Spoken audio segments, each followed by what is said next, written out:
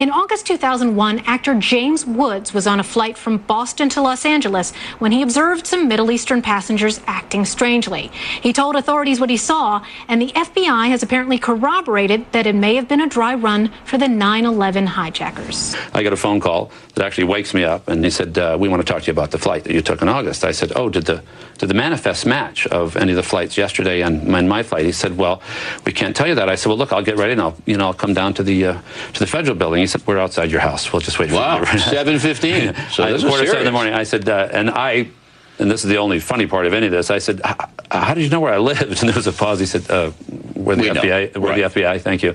So they came in, and I said, look, I'm dying to know, were these the guys? And he said, well, we've had 36,000 tips in one day.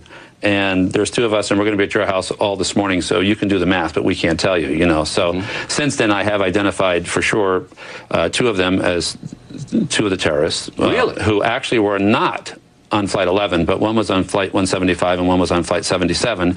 And I've been told unofficially, not by the FBI, but by someone else in actually a higher level of government, believe it or not, just through a coincidence, through a mutual friend, that all four of them were terrorists involved. That is unbelievable. So there was basically a rehearsal what these guys were doing. Right, but what's significant about this is that it was a rehearsal with four men, and I can't say it as a fact that they were the four, but I've been led to believe, without going into details of how, that they were on different flights. So the notion that they were separate cells, and this is tricky territory, but I think in the Moussaoui trial there's going to be some contention that, you know, he was a soldier and didn't know what was going to happen until he stepped on the plane and then decided in a fit of good conscience not to be a terrorist anymore.